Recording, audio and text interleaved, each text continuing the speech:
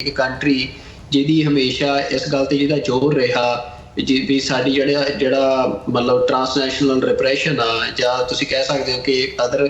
Countries ਦੀਆਂ territories 'ਚ ਜਾ ਕੇ ਇਸ ਤਰ੍ਹਾਂ ਦੀਆਂ ਕਿਲਿੰਗਸ ਕਰਨੀਆਂ ਜਾਂ ਉੱਥੇ ਐਕਸ਼ਨਸ ਕਰਨੇ ਸਾਡੀ ਫੋਰਨ ਪੋਲਿਸੀ ਦਾ ਹਿੱਸਾ ਨਹੀਂ ਆ। ਪਰ ਹੁਣ ਉਸ ਗੱਲ ਨੂੰ ਮਤਲਬ ਉਸ ਗੱਲ ਦੇ ਬਿਲਕੁਲ ਉਲਟ ਸਟੇਟਮੈਂਟਸ ਉਸ ਕੰਟਰੀ ਦਾ ਪ੍ਰਾਈਮ ਮਿਨਿਸਟਰ ਦੇ ਰਿਹਾ ਹੈ। ਇੰਡੀਆ ਦੇ ਪ੍ਰਾਈਮ ਮਿਨਿਸਟਰ ਨੇ ਪਬਲਿਕਲੀ ਇੱਕ ਜਿਹੜੀ ਰੈਲੀ ਆ ਉਹਦੇ ਵਿੱਚ ਇਸ ਗੱਲ ਨੂੰ ਮੰਨਿਆ ਵੀ ਆ, ਬਲਕਿ ਇਸ ਗੱਲ ਨੂੰ ਪ੍ਰੋਪੇਗੇਟ ਕੀਤਾ ਜਾ ਰਿਹਾ ਬੀਜੇਪੀ ਦੇ ਵੱਲੋਂ ਵੋਟਾਂ ਲੈਣ ਦੇ ਲਈ ਕਾਓ ਬੈਲਟ ਦੇ ਵਿੱਚ, ਕਿ ਅਸੀਂ ਮਤਲਬ ਜਿਹੜੇ ਆ ਦੇਸ਼ ਦੇ ਦੁਸ਼ਮਣ ਆ ਉਹਨਾਂ ਨੂੰ ਹੋਰ ਦੇਸ਼ਾਂ 'ਚ ਜਾ ਕੇ ਮਾਰ ਰਹੇ ਆ। ਟਾਈ ਸਟੇਟਮੈਂਟ ਹੈ US ਦੇ ਅਫੀਸ਼ੀਅਲਸ ਦੀ ਕਿ ਅਸੀਂ ਉਹਦੇ 'ਚ ਦਖਲ ਨਹੀਂ ਦੇਣਾ ਚਾਹੁੰਦੇ ਤੇ ਅਸੀਂ ਮਤਲਬ ਐਸਕਲੇਸ਼ਨ ਅਵੋਇਡ ਕੀਤੀ ਜਾਵੇ ਦੋਨਾਂ ਮੁਲਕਾਂ ਦੇ ਵੱਲੋਂ, ਤੇ ਅਸੀਂ ਉਹਨਾਂ ਨੂੰ ਇਹ ਮਤਲਬ ਸਲਾਹ ਦਿੰਦੇ ਹਾਂ ਤੇ ਜਿਹੜਾ ਡਾਇਲੋਗ ਦੇ ਨਾਲ ਮਸਲੇ ਦਾ ਹੱਲ ਕੱਢਿਆ ਜਾਵੇ। US ਜਿਹੜਾ ਆ ਆਪਣੇ ਇੱਕ ਸਿਟੀਜ਼ਨ ਦਾ ਜਦੋਂ ਕੋਈ ਕੰਟਰੀ ਇਸ ਤਰੀਕੇ ਦੇ ਨਾਲ ਮਰਡਰ ਕਰਨ ਦੀ ਕੋਸ਼ਿਸ਼ ਕਰ ਰਹੀ ਹੋਵੇ, ਉਹਦੇ ਅਫੀਸ਼ੀਅਲਸ ਇਨਵੋਲਵਡ ਹੋਣ ਦੇ ਸਬੂਤ US ਨੂੰ ਮਿਲ ਗਏ ਹੋਣ, ਤਾਂ ਫਿਰ ਵੀ ਜਿਹੜਾ US ਜਿਹੜਾ ਆ ਉਹ ਕੋਈ ਸਖਤ ਕਾਰਵਾਈ ਇੰਡੀਆ ਤੇ ਕਿਉਂ ਨਹੀਂ ਕਰ ਰਿਹਾ। ਸਾਰਾ ਜਵਾਬ ਜਿਹੜਾ ਆ ਉਹ ਇਹੀ ਗੱਲ ਮਤਲਬ ਸਮਝਾ ਰਿਹਾ ਆ ਕਿ US ਦੇ ਅੰਦਰ ਹਜੇ ਤੱਕ ਮਤਲਬ ਕੋਈ ਵੀ ਇਸ ਤਰੀਕੇ ਦੀਆਂ ਸੈਂਕਸ਼ਨਸ ਦੀ ਗੱਲ ਇੰਡੀਆ ਦੇ ਬਾਬਤ ਨਹੀਂ ਚੱਲ ਰਹੀ ਹੈ। ਤੇ ਬਾਕੀ ਉਹਨਾਂ ਨੇ ਜਿਹੜੀ ਗੱਲ ਕਹੀ ਹੈ ਕਿ ਜੇ ਸੈਂਕਸ਼ਨਸ ਲਾਉਣੀਆਂ ਹੋਣ ਤਾਂ ਅਸੀਂ ਉਹ ਪਬਲਿਕਲੀ ਡਿਸਕਸ ਨਹੀਂ ਕਰਦੇ, ਫਿਰ ਲਾ ਦਿੰਦੇ ਹਾਂ। ਇੰਡੀਆ ਦੇ ਮਾਮਲੇ ਦੇ ਵਿੱਚ US ਵੀ ਜਿਹੜਾ ਆ, ਜਿਵੇਂ ਅਸੀਂ ਕਹਿੰਦੇ ਹੁੰਦੇ ਫੂਕ ਕੇ ਪੈਰ ਰੱਖਣ ਵਾਲੀ ਗੱਲ ਆ, ਵੀ ਉਹਨਾਂ ਅਗਰੈਸਿਵ ਜਿਹੜਾ ਸਟਾਂਸ ਆ ਉਹ US ਦਾ ਨਜ਼ਰ ਨਹੀਂ ਆਇਆ। ਤੇ ਉਹਦੇ ਪਿੱਛੇ ਕਾਰਨ ਹੈ ਜਿਹੜੀ US ਦੀ ਅਸੀਂ ਮਤਲਬ ਸਾਊਥ ਚਾਈਨਾ ਸੀ ਪੋਲਿਸੀ ਜਾਂ ਇੰਡੋ ਪੈਸੀਫਿਕ ਪੋਲਿਸੀ ਜਿਹੜੀ ਆ ਉਹ ਕਹਿ ਸਕਦੇ ਹਾਂ। ਜੇ ਕਿਤੇ ਚਾਈਨਾ ਕੋਈ ਇਸ ਤਰ੍ਹਾਂ ਦਾ ਅਟੈਂਪਟ ਕਰਦਾ US ਦੇ ਵਿੱਚ, ਜਾਂ ਰਸ਼ੀਆ ਕੋਈ ਇਸ ਤਰੀਕੇ ਦਾ ਅਟੈਂਪਟ ਕਰਦਾ, ਜਾਂ ਈਰਾਨ ਇਸ ਤਰੀਕੇ ਦਾ ਅਟੈਂਪਟ ਕਰਦਾ, ਤੇ ਖਾਸ ਤੌਰ ਤੇ ਉਹ ਅਟੈਂਪਟ ਕਿਸੇ ਵਾਈਟ US ਸਿਟੀਜ਼ਨ ਦੇ ਉੱਤੇ ਹੁੰਦਾ, ਤਾਂ ਸ਼ਾਇਦ ਜਿਹੜਾ US ਦਾ ਰਿਐਕਸ਼ਨ ਆ ਉਹ ਬਿਲਕੁਲ ਡਿਫਰੈਂਟ ਹੋਣਾ ਸੀ। ਉਹ ਸਾਰੀ ਇਨਕੁਆਇਰੀ ਦੇ ਵਿੱਚ ਇਹ ਸਾਹਮਣੇ ਆਇਆ ਕਿ ਜਿਹੜਾ ਇੰਡੀਆ ਦੇ ਬਾਰੇ ਜਿਹੜਾ ਜਿੰਨਾ ਪਾਰਟ ਸੀ ਕਿ ਇੰਡੀਆ ਦੀ ਜਿਹੜੀ ਫੋਰਨ ਇੰਟਰਫੇਰੈਂਸ ਆ ਕੈਨੇਡਾ ਦੇ ਵਿੱਚ, ਕਿ ਉਹ ਸਾਰਾ ਪਾਰਟ ਹੀ ਜਿਹੜੀਆਂ ਪਬਲਿਕ ਕੀਤੀਆਂ ਗਈਆਂ ਨੇ ਜਿਹੜੀਆਂ ਰਿਪੋਰਟਸ, ਉਹਨਾਂ ਦੇ ਵਿੱਚੋਂ ਹਟਾ ਦਿੱਤਾ ਗਿਆ। ਰਸ਼ੀਆ ਤੇ ਚਾਈਨਾ ਦੀ ਜਿਹੜੀ ਫੋਰਨ ਇੰਟਰਫੇਰੈਂਸ ਆ ਉਹ ਪੂਰੀ ਤਰ੍ਹਾਂ ਖੁੱਲ੍ਹ ਕੇ ਡਿਟੇਲਡ ਇਨਫੋਰਮੇਸ਼ਨ ਜਿਹੜੀ ਆ ਸਾਰੀ ਪਬਲਿਕ ਇਨਕੁਆਇਰੀ ਦੇ ਵਿੱਚ ਸਾਹਮਣੇ ਆਈ ਤੇ ਉਹ ਪਬਲਿਕ ਕੀਤੀ ਗਈ ਆ। ਪਰ ਜਿਹੜਾ ਇੰਡੀਆ ਦਾ ਪਾਰਟ ਸੀ ਉਹ ਸਾਰਾ ਹੀ ਜਿਹੜਾ ਆ ਉਹ ਗੁਪਤ ਰੱਖ ਲਿਆ ਗਿਆ। ਤੇ ਜਸਟਿਨ ਟਰੂਡੋ ਨੂੰ ਜਦੋਂ ਕਾਫੀ ਪ੍ਰਭਜੋਤ ਸਿੰਘ ਨੇ ਤਿੱਖੇ ਸਵਾਲ ਕੀਤੇ ਉਸ ਮਾਮਲੇ ਦੇ ਵਿੱਚ, ਪਰ ਜਸਟਿਨ ਟਰੂਡੋ ਉਹਦੇ ਤੇ ਕਾਫੀ ਮਤਲਬ ਕੋਈ ਤਸੱਲੀ ਬਖਸ਼ ਜਵਾਬ ਨਹੀਂ ਦੇ ਸਕੇ ਉਹਨਾਂ ਦੇ ਸਵਾਲਾਂ ਦਾ ਕਿ ਉਹ ਹਿੱਸੇ ਕਿਉਂ ਹਟਾਏ ਗਏ ਆ। ਸਿੱਖਾਂ ਨੂੰ ਸਿਰਫ ਕੀ ਇੱਕ ਸ਼ਤਰੰਜ ਦੇ ਮੋਹਰੇ ਵਾਂਗ ਯੂਜ਼ ਕੀਤਾ ਜਾਣਾ, ਜਾਂ ਫਿਰ ਸਿੱਖ ਇੱਕ ਸ਼ਤਰੰਜ ਦੇ ਮੋਹਰੇ ਤੋਂ ਗਾਂਹ ਜਾ ਕੇ ਆਪ ਕੋਈ ਮਤਲਬ ਕੋਈ ਐਕਸ਼ਨ ਓਰੀਐਂਟਡ ਅਪਰੋਚ ਦੇ ਨਾਲ ਜਿਹੜੇ ਸਮੀਕਰਨ ਨੇ ਸਾਰੀ ਸਿਆਸਤ ਦੇ ਉੱਤੇ ਬਦਲ ਸਕਦੇ ਆ। ਕਿਉਂਕਿ ਜੇ ਸਿੱਖਾਂ ਨੇ ਆਪਣੀ ਅਪਰੋਚ ਨਾ ਲਈ ਤਾਂ ਫਿਰ ਸਿੱਖ ਜਿਹੜੇ ਆ ਉਹ ਮਤਲਬ ਉਹ ਉਨਾ ਟਾਈਮ ਹੀ ਚੱਲਣਗੇ ਜਿੰਨਾ ਟਾਈਮ ਕੋਈ ਉਹਨਾਂ ਨੂੰ ਚਲਾਉਣਾ ਚਾਹੁੰਦਾ ਆ।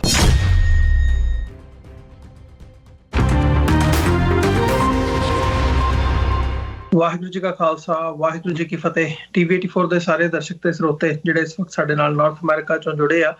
ਜਾਂ ਫਿਰ ਸੋਸ਼ਲ ਮੀਡੀਆ ਤੇ ਸਾਨੂੰ ਦੁਨੀਆ ਭਰ ਦੇ ਵਿੱਚ ਦੇਖ ਰਹੇ ਆ, ਮੈਂ ਅਮਰਵੀਰ ਸਿੰਘ ਅੱਜ ਸੱਚੋ ਸੱਚ ਪ੍ਰੋਗਰਾਮ ਦੇ ਵਿੱਚ ਆਪ ਸਭ ਦਾ ਤਹਿ ਦਿਲੋਂ ਸਵਾਗਤ ਕਰਦਾ। ਵਿਊਅਰਸ, ਮੇਰੇ ਨਾਲ ਸਾਡੇ ਕੋਰਸਪੋਂਡੈਂਟ ਟੋਰਾਂਟੋ ਤੋਂ ਸਰਦਾਰ ਸੁਖਵਿੰਦਰ ਸਿੰਘ ਇਸ ਵਕਤ ਜੁੜੇ ਹੋਏ ਆ। ਆਓ ਉਹਨਾਂ ਨਾਲ ਮਿਲ ਕੇ ਅੱਜ ਦੇ ਸੱਚੋ ਸੱਚ ਪ੍ਰੋਗਰਾਮ ਦੀ ਸ਼ੁਰੂਆਤ ਕਰਦੇ ਹਾਂ। ਸੁਖਵਿੰਦਰ ਸਿੰਘ ਜੀ, ਸਵਾਗਤ ਹੈ ਜੀ। ਵਾਹਿਗੁਰੂ ਜੀ ਕਾ ਖਾਲਸਾ, ਵਾਹਿਗੁਰੂ ਜੀ ਕੀ ਫਤਿਹ ਜੀ। ਵਾਹਿਗੁਰੂ ਜੀ ਕਾ ਖਾਲਸਾ, ਵਾਹਿਗੁਰੂ ਜੀ ਕੀ ਫਤਿਹ ਜੀ। ਸੁਖਵਿੰਦਰ ਸਿੰਘ ਜੀ, ਅੱਜ ਅਸੀਂ 17 ਅਪ੍ਰੈਲ 2024 4 ਵਿਸਾਖ ਨਾਨਕਸ਼ਾਹੀ ਸੰਮਤ 556 ਦੇ ਦਿਨ ਗੱਲ ਕਰਨ ਜਾ ਰਹੇ ਹਾਂ ਤੇ ਜਿਹੜੀਆਂ ਬੀਤੇ 24 ਘੰਟੇ ਦੀਆਂ ਡਿਵੈਲਪਮੈਂਟਸ ਹੈਗੀਆਂ ਨੇ ਉਹਨਾਂ ਤੇ ਵਿਚਾਰ ਚਰਚਾ ਕਰਾਂਗੇ।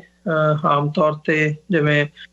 ਅਸੀਂ ਅੱਗੇ ਵੀ ਇਸ ਸ਼ੋਅ ਦੇ ਵਿੱਚ ਡਿਸਕਸ ਕੀਤੀਆਂ ਨੇ ਡਿਵੈਲਪਮੈਂਟਸ, ਸੋ ਜਿਹੜਾ ਮੁੱਖ ਸੰਦਰਭ ਹੈਗਾ ਅੱਜ ਦੀ ਗੱਲਬਾਤ ਦਾ ਉਹ ਤੇ ਉਹੀ ਹੋਣਾ ਵੀ ਜਿਹੜੀਆਂ ਘਟਨਾਵਾਂ ਵਾਪਰ ਰਹੀਆਂ ਨੇ ਦੁਨੀਆ ਭਰ ਦੇ ਵਿੱਚ, ਭਾਵੇਂ ਉਹ ਇੰਟਰਨੈਸ਼ਨਲ ਲੈਵਲ ਤੇ ਹੋਵੇ, ਜਿਹੜੀ ਪੋਲੀਟਿਕਸ ਇਸ ਵਕਤ ਇੰਡੀਆ ਨੂੰ ਲੈ ਕੇ ਵੈਸਟ ਦੇ ਵਿੱਚ ਚੱਲ ਰਹੀ ਹੈ, ਜਾਂ ਵੈਸਟ ਦਾ ਜਿਹੜਾ ਇੰਡੀਆ ਪ੍ਰਤੀ ਰੁਖ ਹੈ, ਜਿਸ ਹਿਸਾਬ ਨਾਲ ਇੰਡੀਆ ਨੂੰ ਦੇਖਿਆ ਜਾ ਰਿਹਾ ਵੈਸਟ ਦੇ ਵੱਲੋਂ,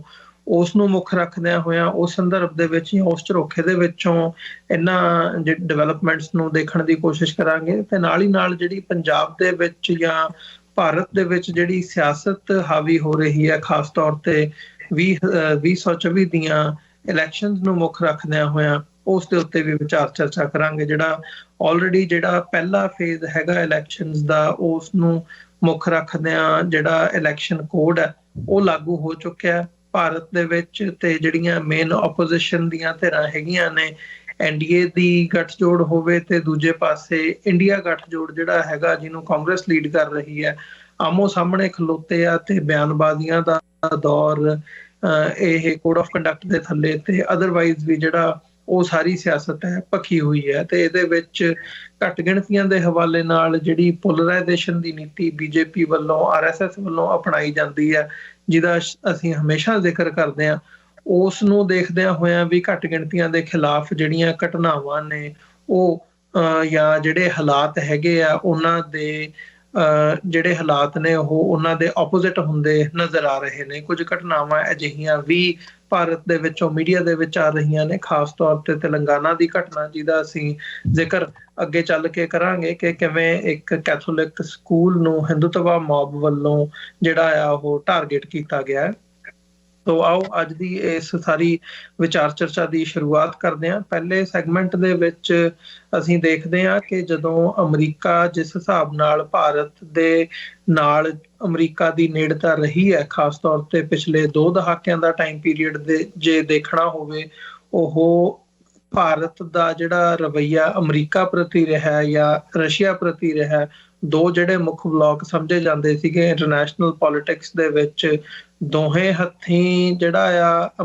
ਭਾਰਤ ਦੀ ਨੀਤੀ ਰਹੀ ਹੈ ਕਿ ਦੋਹਾਂ ਪਾਸਿਓਂ ਆਪਣਾ ਜਿਹੜਾ ਫਾਇਦਾ ਉਹ ਚੁੱਕਿਆ ਜਾਵੇ। ਜਿਸ ਮੌਕੇ ਦੇ ਉੱਤੇ ਰਸ਼ੀਅਨ ਬਲਾਕ ਕੋਲੋਂ ਫਾਇਦਾ ਲੈਣ ਦੀ ਗੱਲ ਹੁੰਦੀ, ਉਧਰ ਨੂੰ ਹੋ ਜਾਂਦੇ, ਵਿੱਚ ਵਿਚਾਲੇ ਜੇ ਵਾਲਾ ਜਿਹੜਾ ਸਟੈਂਡ ਹੈ ਉਹ ਰੱਖਿਆ। ਪਰ ਜਿਹੜੀਆਂ ਬੀਤੇ ਸਮੇਂ ਦੀਆਂ ਡਿਵੈਲਪਮੈਂਟਸ ਨੇ, ਖਾਸ ਤੌਰ ਤੇ ਟਰਾਂਸਨੈਸ਼ਨਲ ਰਿਪਰੈਸ਼ਨ ਦੇ ਚੱਲਦਿਆਂ, ਜਦੋਂ ਵੈਸਟ ਦੇ ਵਿੱਚ ਇਹ ਗੱਲ ਉਜਾਗਰ ਹੋਈ ਹੈ, Canadian prime minister Justin Trudeau ਨੇ ਪਾਰਲੀਮੈਂਟ ਦੇ ਵਿੱਚ ਖਲੋ ਕੇ ਸਿੱਧਾ ਹਰਦੀਪ ਸਿੰਘ ਨਿੱਜਰ ਦੀ ਸ਼ਹਾਦਤ ਦੇ ਲਈ ਭਾਰਤ ਨੂੰ ਜ਼ਿੰਮੇਵਾਰ ਦੱਸਿਆ। ਉਦੋਂ ਤੋਂ ਬਾਅਦ ਜਿਹੜੀ ਇਹ ਸਥਿਤੀ ਆ ਉਹ ਬੜੀ ਤੇਜ਼ੀ ਦੇ ਨਾਲ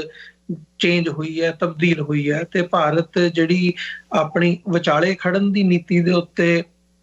ਹਮੇਸ਼ਾ ਖਲੋਤਾ ਰਿਹਾ ਤੇ ਦੋਹੇ ਪਾਸਿਓਂ ਫਾਇਦਾ ਚੁੱਕਦਾ ਰਿਹਾ। ਉਹ ਮਤਲਬ ਉਹ ਨੀਤੀ ਹੁਣ ਉਹਦੀ ਕੰਮ ਕਰਦੀ ਨਹੀਂ ਨਜ਼ਰ ਆ ਰਹੀ। ਇਸ ਦੇ ਹੀ ਚੱਲਦਿਆਂ ਅਮਰੀਕਾ ਜਿਹੜਾ ਆ ਉਹਨੇ ਆਪਣਾ ਸਟੈਂਡ ਜਿਹੜਾ ਉਹ ਸਖਤ ਕੀਤਾ ਭਾਰਤ ਦੇ ਪ੍ਰਤੀ। ਜਿਸ ਕਿਸਮ ਦੀ ਨਰਮਾਈ ਅਮਰੀਕਾ ਪਹਿਲਾਂ ਦਿਖਾਉਂਦਾ ਸੀ, ਹੁਣ ਉਹ ਨਹੀਂ ਦਿਖਾਉਂਦਾ ਨਜ਼ਰ ਆ ਰਿਹਾ। ਅਸੀਂ 26 ਜਨਵਰੀ ਦਾ ਜਿਹੜਾ ਅਮਰੀਕਨ ਪ੍ਰੈਜ਼ੀਡੈਂਟ ਜੋ ਬਾਈਡਨ ਦੀ ਵਿਜ਼ਿਟ ਸੀਗੀ ਇੰਡੀਆ ਦੀ, ਉਹਨੂੰ ਰੱਦ ਹੁੰਦਿਆਂ ਦੇਖਿਆ। ਫਿਰ ਉਹਦੇ ਤੋਂ ਬਾਅਦ ਹੁਣ ਵੀ ਜੇ ਅਸੀਂ ਰੀਸੈਂਟਲੀ ਦੇਖਣਾ ਹੋਵੇ ਤੇ ਜਿਹੜੇ ਜੇਕ ਸੁਲਿਵਨ ਹੈਗੇ ਆ ਨੈਸ਼ਨਲ ਸਿਕਿਉਰਿਟੀ ਐਡਵਾਈਜ਼ਰ ਅਮਰੀਕਾ ਦੇ, ਉਹਨਾਂ ਨੇ ਆਪਣਾ ਦੌਰਾ ਰੱਦ ਕੀਤਾ। ਸੋ ਇਸ ਸਾਰੇ ਨੂੰ ਉਸੇ ਲਾਈਨ ਦੇ ਵਿੱਚ ਦੇਖਿਆ ਜਾ ਰਿਹਾ ਹੈ। ਜਿਹੜੇ ਪੋਲੀਟੀਕਲ ਐਨਾਲਿਸਟ ਹੈਗੇ ਆ, ਮਾਹਰ ਹੈਗੇ ਆ, ਕਿ ਭਾਈ ਅਮਰੀਕਾ ਜਿਹੜਾ ਉਹ ਭਾਰਤ ਦੇ ਉੱਤੇ ਪ੍ਰੈਸ਼ਰ ਬਿਲਡ ਕਰ ਰਿਹਾ। ਸੋ ਬੀਤੀ ਕੱਲ ਦੀ ਜਿਹੜੀ ਮੇਜਰ ਖਬਰ ਅਸੀਂ ਪਹਿਲੇ ਸੈਗਮੈਂਟ ਦੇ ਵਿੱਚ ਡਿਸਕਸ ਕਰਨ ਜਾ ਰਹੇ ਹਾਂ, ਉਹ ਉਹੀ ਹੈ ਕਿ ਜਿਹੜੇ US ਸਟੇਟ ਡਿਪਾਰਟਮੈਂਟ ਦੇ ਸਪੋਕਸਪਰਸਨ ਹੈਗੇ ਆ ਮੈਥਿਊ ਮਿਲਰ, ਉਹਨਾਂ ਨੂੰ ਸਵਾਲ ਪੁੱਛਿਆ ਗਿਆ ਭਾਰਤ ਦੇ ਪ੍ਰਤੀ, ਭਾਰਤ ਦੇ ਜਿਹੜਾ ਰਵੱਈਆ ਹੈ ਉਸ ਪ੍ਰਤੀ, ਤੇ ਉਹਨਾਂ ਨੇ ਹਾਲਾਂਕਿ ਵਿੱਚ ਪੈਣ ਤੋਂ ਇਨਕਾਰੀ ਕੀਤਾ ਤੇ ਉਹਨਾਂ ਦਾ ਜਵਾਬ ਸੀ ਕਿ ਨਹੀਂ, ਅਸੀਂ ਭਾਰਤ ਤੇ ਪਾਕਿਸਤਾਨ ਦੇ ਜਿਹੜੇ ਅੰਦਰੂਨੀ ਮਸਲੇ ਹੈਗੇ ਆ ਉਹਦੇ ਤੇ ਅਸੀਂ ਕੋਈ ਵਿੱਚ ਨਹੀਂ ਪਵਾਂਗੇ। ਸਵਾਲ ਉਹਨਾਂ ਨੂੰ ਜਿਹੜੀਆਂ ਪਾਕਿਸਤਾਨ ਦੇ ਵਿੱਚ ਕਿਲਿੰਗਸ ਹੋਈਆਂ ਨੇ ਜਾਂ ਜੋ ਟਰਾਂਸਨੈਸ਼ਨਲ ਰਿਪਰੈਸ਼ਨ ਹੈ ਉਸ ਤੇ ਮੁਤਲਕ ਪੁੱਛਿਆ ਗਿਆ ਸੀ। ਤੇ ਇਹਦੇ ਤੋਂ ਵੀ ਹੋਰ ਅੱਗੇ ਵਧਦਿਆਂ ਸੈਂਕਸ਼ਨਸ ਬਾਰੇ ਵੀ ਗੱਲ ਕੀਤੀ ਗਈ, ਉਹਨਾਂ ਨੂੰ ਪੁੱਛਿਆ ਗਿਆ। ਤੇ ਜਿਹੜਾ ਉਹਨਾਂ ਦਾ ਹਾਲਾਂਕਿ ਹੈ ਤੇ ਉਹ ਇੱਕ ਡਿਪਲੋਮੈਟਿਕ ਬਿਆਨ ਹੈਗਾ ਕਿ ਅਮਰੀਕਾ ਨੇ ਜਦੋਂ ਵੀ ਸੈਂਕਸ਼ਨਸ ਦੀ ਗੱਲ ਕੀਤੀ ਹੈ ਜਾਂ ਸੈਂਕਸ਼ਨਸ ਲਾਉਣ ਦੀ ਗੱਲ ਕੀਤੀ ਹੈ ਕਿਸੇ ਵੀ ਮੁਲਕ ਦੇ ਉੱਤੇ, ਤੇ ਉਹ ਸੈਂਕਸ਼ਨਸ ਅਸੀਂ ਪਬਲਿਕਲੀ ਡਿਸਕਸ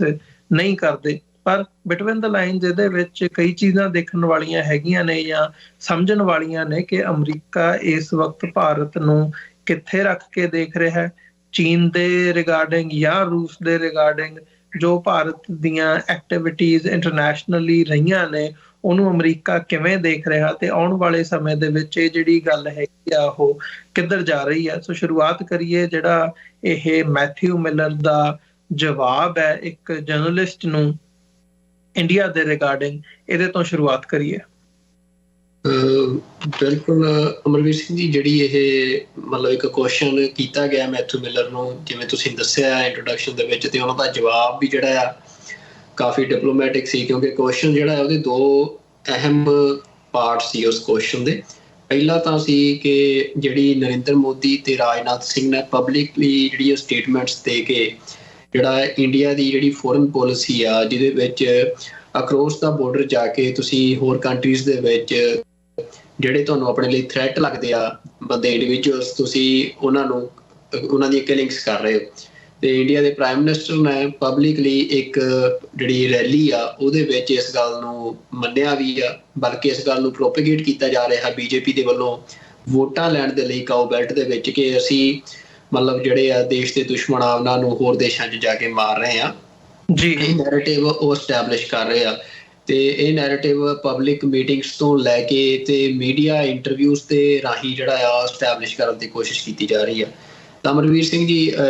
ਮਤਲਬ ਅਸੀਂ ਇਹਦੇ ਤੇ ਬਾਅਦ 'ਚ ਆਉਂਦੇ ਹਾਂ, ਪਰ ਪਹਿਲਾਂ ਇਹ ਸੀ ਕਿ ਜਿਹੜਾ ਇਹ ਉਹ ਗੱਲ ਓਪਨਲੀ ਕਹਿ ਰਹੇ ਆ ਕਿ ਇੱਕ ਕੰਟਰੀ ਜਿਹਦੀ ਹਮੇਸ਼ਾ ਇਸ ਗੱਲ ਤੇ ਜਿਹਦਾ ਜ਼ੋਰ ਰਿਹਾ ਵੀ ਸਾਡੀ ਜਿਹੜਾ ਮਤਲਬ ਟਰਾਂਸਨੈਸ਼ਨਲ ਰਿਪਰੈਸ਼ਨ ਆ, ਜਾਂ ਤੁਸੀਂ ਕਹਿ ਸਕਦੇ ਹੋ ਕਿ ਅਦਰ ਕੰਟਰੀਜ਼ ਦੀਆਂ ਟੈਰੀਟਰੀਜ਼ 'ਚ ਜਾ ਕੇ ਇਸ ਤਰ੍ਹਾਂ ਦੀਆਂ ਕਿਲਿੰਗਸ ਕਰਨੇ ਜਾਂ ਉੱਥੇ ਐਕਸ਼ਨਸ ਕਰਨੇ ਸਾਡੀ ਫੋਰਨ ਪੋਲਿਸੀ ਦਾ ਹਿੱਸਾ ਨਹੀਂ ਆ। ਪਰ ਹੁਣ ਉਸ ਗੱਲ ਨੂੰ ਮਤਲਬ ਉਸ ਗੱਲ ਦੇ ਬਿਲਕੁਲ ਉਲਟ ਸਟੇਟਮੈਂਟਸ ਉਸ ਕੰਟਰੀ ਦਾ ਪ੍ਰਾਈਮ ਮਿਨਿਸਟਰ ਦੇ ਰਿਹਾ ਹੈ। ਤੇ ਮਤਲਬ ਇਹ ਗੱਲ ਅਹਿਮ ਇਸ ਕਰਕੇ ਆ ਵੀ ਇੰਡੀਆ ਦੀ ਫੋਰਨ ਪੋਲਿਸੀ ਦਾ ਜਿਹੜਾ ਸਟੈਂਡ ਸੀ, ਉਸ ਤੋਂ ਬਾਅਦ ਅਸੀਂ ਦੇਖਿਆ ਕਿ ਚਾਹੇ ਭਾਈ ਹਰਦੀਪ ਸਿੰਘ ਨਿੱਜਰ ਦੀ ਸ਼ਹਾਦਤ ਹੋਵੇ ਜਾਂ ਉਹਨਾਂ ਦਾ ਮਰਡਰ ਕੈਨੇਡਾ ਦੇ ਵਿੱਚ ਹੋਇਆ, ਜਾਂ ਫਿਰ ਗੁਰਪਤਵੰਤ ਸਿੰਘ ਪੰਨੂ ਦੇ ਉੱਤੇ ਜਿਹੜਾ ਅਟੈਕ ਸੀ ਉਹਦਾ ਜਿਵੇਂ ਭਾਂਡਾ ਫੁੱਟਿਆ ਤੇ ਗ੍ਰਿਫਤਾਰੀ ਹੋਈ ਇੱਕ ਬੰਦੇ ਦੀ ਜਿਹਨੂੰ ਰਨ ਕਰ ਰਹੇ ਸੀ ਇੰਡੀਅਨ ਅਫੀਸ਼ੀਅਲਸ, ਤੇ ਉਹਨਾਂ ਤੋਂ ਬਾਅਦ ਵੀ ਇੰਡੀਆ ਦੀਆਂ ਪਬਲਿਕ ਸਟੇਟਮੈਂਟਸ ਇਹੀ ਸੀ ਕਿ ਸਾਡੀ ਇਹ ਫੋਰਨ ਪੋਲਿਸੀ ਦਾ ਹਿੱਸਾ ਨਹੀਂ ਹੈ ਇਸ ਤਰ੍ਹਾਂ ਦੇ ਨਾਲ ਜਾ ਕੇ ਐਕਸ਼ਨਸ ਕਰਨੇ। ਪਰ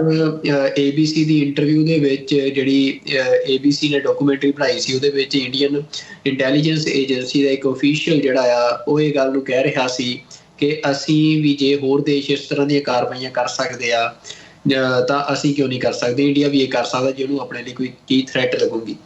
ਤੇ ਉਸ ਤੋਂ ਬਾਅਦ ਹੁਣ ਇੰਡੀਆ ਦੇ ਪ੍ਰਾਈਮ ਮਿਨਿਸਟਰ ਅਫੀਸ਼ੀਅਲੀ ਇਸ ਗੱਲ ਨੂੰ ਕਹਿ ਰਹੇ ਆ। ਤਾਂ ਅਮਰਵੀਰ ਸਿੰਘ ਜੀ, ਮਤਲਬ ਉਸ ਤੋਂ ਬਾਅਦ ਇਹ ਸਵਾਲ ਖੜਾ ਹੋਣਾ ਵਾਜਬ ਸੀ ਜੋ ਮੈਥਿਊ ਮਿਲਰ ਨੂੰ ਪੁੱਛਿਆ ਗਿਆ ਪ੍ਰੈਸ ਕਾਨਫਰੰਸ ਦੇ ਵਿੱਚ ਕਿ ਯੂਨਾਈਟਿਡ ਸਟੇਟਸ ਦਾ ਇਹਦੇ ਤੇ ਕੀ ਸਟੈਂਡ ਆ, ਕਿ ਜਿਹੜੀ ਗੱਲ ਦਾ ਦਾਅਵਾ ਨਰਿੰਦਰ ਮੋਦੀ ਜਾਂ ਰਾਜਨਾਥ ਸਿੰਘ ਕਰ ਰਹੇ ਆ। ਤਾਂ ਮੈਥਿਊ ਮਿਲਰ ਨੇ, ਜਿਹੜੀ ਕਿ ਹਮੇਸ਼ਾ ਤੋਂ US ਦੀ ਪਾਲਿਸੀ ਰਹੀ ਆ ਇੰਡੀਆ ਤੇ ਪਾਕਿਸਤਾਨ ਦੇ ਮਾਮਲੇ ਦੇ ਵਿੱਚ, ਕਿ ਉਹਨਾਂ ਦੀ ਉਹੀ ਸਟੇਟਮੈਂਟ ਸੀ, ਮਤਲਬ ਅਸੀਂ ਕਹਿ ਸਕਦੇ ਕਿ ਰੈਟੀਫਾਈਡ ਸਟੇਟਮੈਂਟ ਹੈ US ਦੇ ਅਫੀਸ਼ੀਅਲਸ ਦੀ, ਕਿ ਅਸੀਂ ਉਹਦੇ 'ਚ ਦਖਲ ਨਹੀਂ ਦੇਣਾ ਚਾਹੁੰਦੇ ਤੇ ਅਸੀਂ ਮਤਲਬ ਐਸਕਲੇਸ਼ਨ ਅਵੋਇਡ ਕੀਤੀ ਜਾਵੇ ਦੋਨਾਂ ਮੁਲਕਾਂ ਦੇ ਵੱਲੋਂ, ਤੇ ਅਸੀਂ ਉਹਨਾਂ ਨੂੰ ਇਹ ਮਤਲਬ ਸਲਾਹ ਦਿੰਦੇ ਹਾਂ ਤੇ ਜਿਹੜਾ ਡਾਇਲੋਗ ਦੇ ਨਾਲ ਮਸਲੇ ਦਾ ਹੱਲ ਕੱਢਿਆ ਜਾਵੇ। ਤਾਂ ਅਸੀਂ ਕਹਿ ਸਕਦੇ ਹਾਂ ਵੀ ਜਿਹੜਾ ਇੰਡੀਆ ਪਾਕਿਸਤਾਨ ਦਾ ਜਿੰਨਾ ਕਲੈਸ਼ ਆ, ਚਾਹੇ ਉਹ ਕਸ਼ਮੀਰ ਨੂੰ ਲੈ ਕੇ ਹੋਵੇ, ਤਾਂ ਉਹਦੇ ਤੇ US ਦੀ ਇਹੀ ਪਿਛਲੇ ਕਈ ਦਹਾਕਿਆਂ ਦੀ ਇਹ ਪਾਲਿਸੀ ਰਹੀ ਆ ਵੀ ਡਾਇਲੋਗ ਦੇ ਨਾਲ ਮਸਲਾ ਹੱਲ ਕੀਤਾ ਜਾਵੇ ਤੇ ਐਸਕਲੇਸ਼ਨ ਅਵੋਇਡ ਕੀਤਾ ਜਾਵੇ। ਉਹ ਸੇਮ ਉਹਨਾਂ ਨੇ ਇਸ ਵਾਰ ਵੀ ਇਹ ਸਟੇਟਮੈਂਟ ਕਹੀ ਆ, ਦਿੱਤੀ ਆ। ਪਰ ਉਸ ਤੋਂ ਬਾਅਦ ਜਿਹੜਾ ਅਗਲਾ ਕੁਐਸਚਨ ਦਾ ਨੈਕਸਟ ਪਾਰਟ ਸੀ, ਉਹ ਸੀ ਗੁਰਪਤਵੰਤ ਸਿੰਘ ਪੰਨੂ ਦਾ ਜਿਹੜਾ ਅਟੈਂਪਟ ਸੀ ਉਹਨਾਂ ਦੀ ਕਿਲਿੰਗ ਦਾ, ਉਹਦੇ ਬਾਰੇ। ਉਹਦੇ ਤੇ ਸੀ ਕਿ US ਜਿਹੜਾ ਆ ਆਪਣੇ ਇੱਕ ਸਿਟੀਜ਼ਨ ਦਾ ਜਦੋਂ ਕੋਈ ਕੰਟਰੀ ਇਸ ਤਰੀਕੇ ਦੇ ਨਾਲ ਮਰਡਰ ਕਰਨ ਦੀ ਕੋਸ਼ਿਸ਼ ਕਰ ਰਹੀ ਹੋਵੇ, ਉਹਦੇ ਅਫੀਸ਼ੀਅਲਸ ਇਨਵੋਲਵਡ ਹੋਣ ਦੇ ਸਬੂਤ US ਨੂੰ ਮਿਲ ਗਏ ਹੋਣ, ਤਾਂ ਫਿਰ ਵੀ ਜਿਹੜਾ US ਜਿਹੜਾ ਆ ਉਹ ਕੋਈ ਸਖਤ ਕਾਰਵਾਈ ਇੰਡੀਆ ਤੇ ਕਿਉਂ ਨਹੀਂ ਕਰ ਰਿਹਾ। ਤਾਂ ਉਹਦੀ ਭਾਵਨਾ ਇਹੀ ਸੀ ਸਵਾਲ ਦੀ, ਤੇ ਸਵਾਲ ਇਹ ਸੀ ਕਿ ਕੀ ਤੁਸੀਂ ਕੋਈ ਸੈਂਕਸ਼ਨਸ ਜਿਹੜੀਆਂ ਆ ਉਹ ਇੰਡੀਆ ਦੇ ਖਿਲਾਫ US ਜਿਹੜਾ ਆ ਉਹ ਲਾਉਣ ਜਾ ਰਿਹਾ ਹੈ ਜਾਂ ਲਾਉਣ ਦੀ ਕੋਈ ਗੱਲਬਾਤ ਚੱਲ ਰਹੀ ਹੈ। ਤਾਂ ਮੈਥਿਊ ਮਿਲਰ ਨੇ ਇਸ ਗੱਲ ਤੇ ਜਿਹੜਾ ਡਿਪਲੋਮੈਟਿਕਲੀ ਉਹਨਾਂ ਨੇ ਜਵਾਬ ਦਿੱਤਾ ਹੈ, ਪਰ ਉਹ ਸਾਰਾ ਜਵਾਬ ਜਿਹੜਾ ਆ ਉਹ ਇਹੀ ਗੱਲ ਮਤਲਬ ਸਮਝਾ ਰਿਹਾ ਆ ਕਿ US ਦੇ ਅੰਦਰ ਹਜੇ ਤੱਕ ਮਤਲਬ ਕੋਈ ਵੀ ਇਸ ਤਰੀਕੇ ਦੀਆਂ ਸੈਂਕਸ਼ਨਸ ਦੀ ਗੱਲ ਇੰਡੀਆ ਦੇ ਬਾਬਤ ਨਹੀਂ ਚੱਲ ਰਹੀ ਹੈ। ਤੇ ਬਾਕੀ ਉਹਨਾਂ ਨੇ ਜਿਹੜੀ ਗੱਲ ਕਹੀ ਆ ਕਿ ਜੇ ਸੈਂਕਸ਼ਨਸ ਲਾਉਣੀਆਂ ਹੋਣ ਤਾਂ ਅਸੀਂ ਉਹ ਪਬਲਿਕਲੀ ਡਿਸਕਸ ਨਹੀਂ ਕਰਦੇ, ਫਿਰ ਲਾ ਦਿੰਦੇ ਹਾਂ। ਪਰ ਨਾਲ ਹੀ ਉਹਨਾਂ ਨੇ ਮਤਲਬ ਜਿਹੜਾ ਪੂਰਾ ਉਹਨਾਂ ਦੇ ਸ਼ਬਦ ਨੇ ਜਿਹਨੂੰ ਟ੍ਰਿਬਿਊਨ ਦੀ ਅਖਬਾਰ ਨੇ ਕੋਟ ਕੀਤਾ, ਉਹ ਮੈਂ ਜ਼ਰੂਰ ਰਿਪੀਟ ਕਰਨੇ ਚਾਹੁੰਦਾ ਇੱਥੇ। ਉਹਨਾਂ ਨੇ ਕਿਹਾ, ਮੈਥਿਊ ਮਿਲਰ ਨੇ, I am never going to preview any sanctions actions. I'm never going to preview any sanction actions, which is not to say that there are any coming. But when you ask me to talk about sanctions, it's something that we don't discuss openly. ਤਾਂ ਉਹਨਾਂ ਦਾ ਨਕਾਰਾਤਮਕਤਾ ਦੇ ਵਿੱਚ ਇਹ ਸਾਰੇ sentence ਦੇ ਵਿੱਚ ਜਿਹੜੀ ਭਾਵਨਾ ਉਹ ਨੈਗੇਟਿਵ ਭਾਵਨਾ ਸਾਨੂੰ ਝਲਕ ਰਹੀ ਆ। ਤੇ ਮਤਲਬ ਅਮਰਵੀਰ ਸਿੰਘ ਜੀ ਇਹਦੇ 'ਚ ਸਮਝਣ ਵਾਲੀ ਗੱਲ ਸਿੱਖਾਂ ਦੇ ਲਈ ਜਿਹੜੀ ਆ ਉਹ ਇਹੀ ਆ ਕਿ ਇਸ ਮਾਮਲੇ ਦੇ ਵਿੱਚ, ਇੰਡੀਆ ਦੇ ਮਾਮਲੇ ਦੇ ਵਿੱਚ US ਵੀ ਜਿਹੜਾ ਆ, ਜਿਵੇਂ ਅਸੀਂ ਕਹਿੰਦੇ ਹੁੰਦੇ ਫੂਕ ਕੇ ਪੈਰ ਰੱਖਣ ਵਾਲੀ ਗੱਲ ਆ, ਵੀ ਉਹਨਾਂ ਅਗਰੈਸਿਵ ਜਿਹੜਾ ਸਟਾਂਸ ਆ ਉਹ US ਦਾ ਨਜ਼ਰ ਨਹੀਂ ਆਇਆ। ਤੇ ਉਹਦੇ ਪਿੱਛੇ ਕਾਰਨ ਆ ਜਿਹੜੀ US ਦੀ ਅਸੀਂ ਮਤਲਬ ਸਾਊਥ ਚਾਈਨਾ ਸੀ ਪੋਲਿਸੀ ਜਾਂ ਇੰਡੋ ਪੈਸੀਫਿਕ ਪੋਲਿਸੀ ਜਿਹੜੀ ਆ ਉਹ ਕਹਿ ਸਕਦੇ ਆ, ਜਿਹਦੇ 'ਚ US ਦੇ ਲਈ India as a state, as a entity ਇੱਕ ਬੜਾ ਸਟਰੋਂਗ ਅਲਾਈ ਆ। ਅਸੀਂ ਹਮੇਸ਼ਾ ਤੋਂ ਜਦੋਂ ਤੋਂ ਇਹ ਮਾਮਲੇ ਉੱਠੇ ਆ ਭਾਈ ਹਰਦੀਪ ਸਿੰਘ ਨਿੱਜਰ ਦੇ ਕਤਲ ਤੋਂ ਬਾਅਦ, ਜਾਂ ਫਿਰ ਗੁਰਪਤਵੰਤ ਸਿੰਘ ਪੰਨੂ ਦਾ ਇਹ ਜਿਹੜਾ ਅਟੈਂਪਟ ਟੂ ਮਰਡਰ ਸੀ ਉਹ ਫੋਇਲ ਹੋਣ ਤੋਂ ਬਾਅਦ, ਤੇ ਉਸ ਤੋਂ ਬਾਅਦ ਅਸੀਂ ਹਮੇਸ਼ਾ ਆਪਣੇ ਸ਼ੋਅਸ ਦੇ ਵਿੱਚ ਇਹੀ ਗੱਲ ਕਹਿੰਦੇ ਰਹੇ ਹਾਂ ਕਿ US ਦੀ ਜਿਹੜੀ ਅਪਰੋਚ ਆ ਉਹ ਕਾਫੀ ਠੰਡੀ ਆ ਇਸ ਮਾਮਲੇ 'ਚ। ਬਲਕਿ ਜੇ ਕਿਤੇ ਚਾਈਨਾ ਕੋਈ ਇਸ ਤਰ੍ਹਾਂ ਦਾ ਅਟੈਂਪਟ ਕਰਦਾ US ਦੇ ਵਿੱਚ, ਜਾਂ ਰਸ਼ੀਆ ਕੋਈ ਇਸ ਤਰੀਕੇ ਦਾ ਅਟੈਂਪਟ ਕਰਦਾ, ਜਾਂ ਈਰਾਨ ਇਸ ਤਰੀਕੇ ਦਾ ਅਟੈਂਪਟ ਕਰਦਾ, ਤੇ ਖਾਸ ਤੌਰ ਤੇ ਉਹ ਅਟੈਂਪਟ ਕਿਸੇ, ਅਸੀਂ ਕਹਿ ਸਕਦੇ ਹਾਂ, ਮੇਰੇ ਪਰਸਨਲ ਇਹ ਮਤਲਬ ਸਮਝ ਆ ਕਿ ਜੇ ਉਹ ਅਟੈਂਪਟ ਕਿਸੇ ਮਤਲਬ US ਦੇ, ਅਸੀਂ ਜਿਨ੍ਹਾਂ ਨੂੰ ਕਹਿੰਦੇ ਆ ਵੀ ਮਤਲਬ ਕਿਸੇ ਵਾਈਟ US ਸਿਟੀਜ਼ਨ ਦੇ ਉੱਤੇ ਹੁੰਦਾ, ਤਾਂ ਸ਼ਾਇਦ ਜਿਹੜਾ US ਦਾ ਰਿਐਕਸ਼ਨ ਆ ਉਹ ਬਿਲਕੁਲ ਡਿਫਰੈਂਟ ਹੋਣਾ ਸੀ। ਤੇ ਬਲਕਿ ਸ਼ਾਇਦ ਨਹੀਂ, ਬਿਲਕੁਲ ਡਿਫਰੈਂਟ ਹੋਣਾ ਸੀ। ਪਰ ਇਸ ਮਾਮਲੇ ਦੇ ਵਿੱਚ ਭਾਵੇਂ US ਆ ਭਾਵੇਂ ਕੈਨੇਡਾ ਤੋਂ ਵੀ ਅਸੀਂ ਦੇਖ ਸਕਦੇ ਹਾਂ ਕਿ ਪਿਛਲੇ ਦਿਨੀ ਜਿਹੜੀ ਪਬਲਿਕ ਇਨਕੁਆਇਰੀ ਦੇ ਵਿੱਚ ਜਦੋਂ ਜਸਟਿਨ ਟਰੂਡੋ ਨੂੰ ਕੁਐਸਚਨ ਕੀਤੇ ਗਏ ਆ ਸਿੱਖ ਕੋਲੀਸ਼ਨ ਦੇ ਕਾਉਂਸਲ ਵੱਲੋਂ, ਪ੍ਰਭਜੋਤ ਸਿੰਘ ਵੱਲੋਂ, ਤਾਂ ਉਹਨਾਂ ਕੁਐਸਚਨਸ ਦੇ ਵਿੱਚ ਇਹ ਗੱਲ ਸਾਹਮਣੇ ਆਈ ਜਦੋਂ ਐਜ਼ ਅ ਵਿਟਨੈਸ ਪੇਸ਼ ਹੋਏ ਉਸ ਇਨਕੁਆਇਰੀ ਦੇ ਵਿੱਚ। ਤੇ ਉਹ ਸਾਰੀ ਇਨਕੁਆਇਰੀ ਦੇ ਵਿੱਚ ਇਹ ਸਾਹਮਣੇ ਆਇਆ ਕਿ ਜਿਹੜਾ ਇੰਡੀਆ ਦੇ ਬਾਰੇ ਜਿਹੜਾ ਜਿੰਨਾ ਪਾਰਟ ਸੀ ਕਿ ਇੰਡੀਆ ਦੀ ਜਿਹੜੀ ਫੋਰਨ ਇੰਟਰਫੇਰੈਂਸ ਆ ਕੈਨੇਡਾ ਦੇ ਵਿੱਚ, ਕਿ ਉਹ ਸਾਰਾ ਪਾਰਟ ਹੀ ਜਿਹੜੀਆਂ ਪਬਲਿਕ ਕੀਤੀਆਂ ਗਈਆਂ ਨੇ ਜਿਹੜੀਆਂ ਰਿਪੋਰਟਸ, ਉਹਨਾਂ ਦੇ ਵਿੱਚੋਂ ਹਟਾ ਦਿੱਤਾ ਗਿਆ। ਤੇ ਜਿਹੜਾ ਉਹ ਜਿਹੜੀਆਂ ਇਸ ਤਰੀਕੇ ਦੀਆਂ ਚੀਜ਼ਾਂ ਹਟਾਈਆਂ ਜਾਂਦੀਆਂ ਨੇ, ਤਾਂ ਉਹ ਜਾਂ ਤਾਂ ਨੈਸ਼ਨਲ ਸਿਕਿਉਰਿਟੀ ਨੂੰ ਆਧਾਰ ਬਣਾ ਕੇ ਜਾਂ ਫੋਰਨ ਪੋਲਿਸੀ ਨੂੰ ਆਧਾਰ ਬਣਾ ਕੇ ਹਟਾਈਆਂ ਜਾਂਦੀਆਂ। ਤੇ ਰਸ਼ੀਆ ਤੇ ਚਾਈਨਾ ਦੀ ਜਿਹੜੀ ਫੋਰਨ ਇੰਟਰਫੇਰੈਂਸ ਆ ਉਹ ਪੂਰੀ ਤਰ੍ਹਾਂ ਖੁੱਲ੍ਹ ਕੇ ਡਿਟੇਲਡ ਇਨਫੋਰਮੇਸ਼ਨ ਜਿਹੜੀ ਆ ਸਾਰੀ ਪਬਲਿਕ ਇਨਕੁਆਇਰੀ ਦੇ ਵਿੱਚ ਸਾਹਮਣੇ ਆਈ ਤੇ ਉਹ ਪਬਲਿਕ ਕੀਤੀ ਗਈ ਆ। ਪਰ ਜਿਹੜਾ ਇੰਡੀਆ ਦਾ ਪਾਰਟ ਸੀ ਉਹ ਸਾਰਾ ਹੀ ਜਿਹੜਾ ਆ ਉਹ ਗੁਪਤ ਰੱਖ ਲਿਆ ਗਿਆ। ਤੇ ਜਸਟਿਨ ਟਰੂਡੋ ਨੂੰ ਜਦੋਂ ਕਾਫੀ ਪ੍ਰਭਜੋਤ ਸਿੰਘ ਨੇ ਤਿੱਖੇ ਸਵਾਲ ਕੀਤੇ ਉਸ ਮਾਮਲੇ ਦੇ ਵਿੱਚ, ਬੜਾ ਥੋੜਾ ਟਾਈਮ ਮਿਲਿਆ ਸੀ ਉਹਨਾਂ ਨੂੰ, ਪਰ ਜਸਟਿਨ ਟਰੂਡੋ ਉਹਦੇ ਤੇ ਕਾਫੀ ਮਤਲਬ ਕੋਈ ਤਸੱਲੀ ਬਖਸ਼ ਜਵਾਬ ਨਹੀਂ ਦੇ ਸਕੇ ਉਹਨਾਂ ਦੇ ਸਵਾਲਾਂ ਦਾ ਕਿ ਉਹ ਹਿੱਸੇ ਕਿਉਂ ਹਟਾਏ ਗਏ ਆ ਉਸ ਰਿਪੋਰਟ ਦੇ ਵਿੱਚੋਂ। ਤਾਂ ਅਮਰਵੀਰ ਸਿੰਘ ਜੀ, ਇਹ ਗੱਲ US ਤੋਂ ਲੈ ਕੇ ਕੈਨੇਡਾ ਦੇ ਨੇ ਦੋਵਾਂ ਮੁਲਕਾਂ ਦੀ ਅਸੀਂ ਗੱਲ ਕਰੀਏ ਤਾਂ ਇਹ ਫੋਰਨ ਪੋਲਿਸੀ ਇੰਟਰਸਟ ਜਿਹੜੇ ਆ ਉਹ ਲੱਗ ਰਿਹਾ ਕਿ ਜਿਹੜੇ ਮਤਲਬ ਇੰਡੀਆ ਦੇ ਉੱਤੇ ਕਾਰਵਾਈ ਕਰਨ ਦੇ ਵਿੱਚ ਅੜਿੱਕਾ ਬਣ ਰਹੇ ਆ। ਹਾਲਾਂਕਿ ਦੋਵਾਂ ਕੰਟਰੀਜ਼ ਦੇ ਕੋਲ ਮਤਲਬ ਬੜੇ ਸਟਰੋਂਗ ਜਿਹੜੇ ਆ ਐਵੀਡੈਂਸ ਨੇ ਕਿ ਇੰਡੀਆ ਨੇ ਜਿਸ ਤਰੀਕੇ ਦੇ ਨਾਲ ਪਾਕਿਸਤਾਨ ਦੇ ਬਾਰੇ ਉਹ ਕਲੇਮ ਕਰ ਰਹੇ ਆ ਕਿ ਜਿਹੜਾ ਉਹ ਨੈਟਵਰਕ ਐਸਟੈਬਲਿਸ਼ ਕੀਤਾ ਪਿਛਲੇ 4-5 ਸਾਲਾਂ ਦੇ ਵਿੱਚ, ਜਿਹਨੇ ਫਿਰ ਇਹ ਕਿਲਿੰਗਸ ਜਿਹੜੀਆਂ ਨੇ ਉਹ ਕੀਤੀਆਂ ਨੇ। ਤੇ ਗਾਰਡੀਅਨ ਦੀਆਂ ਜਿਹੜੀ ਰਿਪੋਰਟ ਆ, ਜਿਵੇਂ ਉਹਨੇ ਸਾਰੇ ਖੁਲਾਸੇ ਕੀਤੇ ਆ, ਬਲਕਿ ਹੁਣ ਪ੍ਰਾਈਮ ਮਿਨਿਸਟਰ ਮੰਨ ਰਹੇ ਆ ਪਬਲਿਕਲੀ। ਪਰ ਕੈਨੇਡਾ ਦੇ ਵਿੱਚ ਵੀ ਜੋ ਇਹ ਕੀਤਾ ਗਿਆ ਉਸੇ ਨੈਟਵਰਕ ਦਾ ਹਿੱਸਾ ਸੀ, ਤੇ ਜਿਹਦੇ ਕਰਕੇ ਹੀ ਜਿਹੜਾ ਪ੍ਰਾਈਮ ਮਿਨਿਸਟਰ ਆ ਉਹਨੇ ਪਾਰਲੀਮੈਂਟ ਦੇ ਵਿੱਚ ਕਿਸੇ ਸਟਰੋਂਗ ਐਵੀਡੈਂਸ ਦੇ ਆਧਾਰ ਤੇ ਹੀ ਇਹ ਜਿਹੜੇ ਦੋਸ਼ ਆ ਭਾਰਤ ਤੇ ਲਾਏ ਸੀ। ਪਰ ਉਸ ਤੋਂ ਬਾਅਦ ਜਿਹੜੇ ਫੋਰਨ ਪੋਲਿਸੀ ਇੰਟਰਸਟ ਨੇ US ਤੇ ਕੈਨੇਡਾ ਦੇ, ਉਹ ਹਜੇ ਤੱਕ ਮਤਲਬ ਇਹੀ ਨਜ਼ਰ ਆ ਰਿਹਾ ਕਿ ਮਤਲਬ ਕਿਸੇ ਤਰੀਕੇ ਦਾ ਸਖਤ ਐਕਸ਼ਨ ਜਿਹੜਾ ਆ ਉਹ ਇੰਡੀਆ ਦੇ ਖਿਲਾਫ ਨਹੀਂ ਲੈ ਰਹੇ ਆ। ਤੇ ਮਤਲਬ ਜਿਹੜੀ ਮਤਲਬ ਦੂਜੇ ਪਾਸੇ ਇਲੈਕਸ਼ਨਸ ਦੇ ਨਾਲ ਜੋੜ ਕੇ ਜਮਰਵੀਰ ਸਿੰਘ ਜੀ ਇਹਨੂੰ ਦੇਖਣਾ, ਮਤਲਬ ਸਿੱਧੀ ਜੀ ਗੱਲ ਕਰਨੀ ਹੋਵੇ ਤਾਂ ਇਹ ਹੈ ਕਿ ਅਰਵਿੰਦ ਕੇਜਰੀਵਾਲ ਦੇ ਉੱਤੇ ਜਿਹੜੀ ਸਟੇਟਮੈਂਟ US ਤੋਂ ਆਈ ਆ ਉਹਦੀ ਅਰੈਸਟ ਬਾਰੇ, ਤੇ ਜਿਸ ਤਰੀਕੇ ਦੇ ਨਾਲ ਪਿਛਲੇ ਕੁਝ ਸਮੇਂ ਦੇ ਵਿੱਚ ਰਾਹੁਲ ਗਾਂਧੀ ਨੂੰ ਫੈਸਿਲੀਟੇਟ ਕੀਤਾ ਗਿਆ ਵੈਸਟਰਨ ਇੰਸਟੀਚਿਊਟਸ ਦੇ ਵਿੱਚ, ਤਾਂ ਇਹੀ ਉਸ ਤੋਂ ਪ੍ਰਭਾਵ ਜਾ ਰਿਹਾ ਹੈ ਕਿ ਜਿਹੜਾ US ਆ ਉਹਦੀ ਜਿਹੜੀ ਪਾਲਿਸੀ ਆ ਇੰਡੀਆ ਦੇ ਬਾਰੇ ਉਹ ਇਹ ਜ਼ਰੂਰ ਆ ਕਿ ਉਹ ਮੋਦੀ ਨੂੰ ਨਹੀਂ ਪਸੰਦ ਕਰ ਰਹੇ ਆ। ਉਹ ਚਾਹੁੰਦੇ ਆ ਕਿ ਰਜੀਮ ਚੇਂਜ ਹੋਵੇ ਉੱਥੇ ਡੈਮੋਕ੍ਰੈਟਿਕ ਪ੍ਰੋਸੈਸ ਦੇ ਥਰੂ, ਪਰ ਮਤਲਬ ਜਿਹੜੀ ਜਿੱਥੋਂ ਤੱਕ ਗੱਲ ਇਹ ਹੈ ਕਿ ਜਿਹੜੀ ਮਾਈਨੋਰਿਟੀ ਐਥਨਿਕ ਨੇਸ਼ਨਸ ਜਿਵੇਂ ਸਿੱਖਾਂ ਦੀ ਗੱਲ ਆ, ਜਿਹੜੀ ਉਹਨਾਂ ਦੀ ਸੋਵਰੈਨਿਟੀ ਦੀ ਜਦੋਜਹਿਦ ਆ, ਉਹਦੇ ਬਾਰੇ ਹਜੇ ਜਿਹੜਾ ਰਵੱਈਆ ਆ ਉਹ US ਦਾ ਉਹਨਾਂ ਸਪਸ਼ਟ ਨਹੀਂ ਆ ਕਿ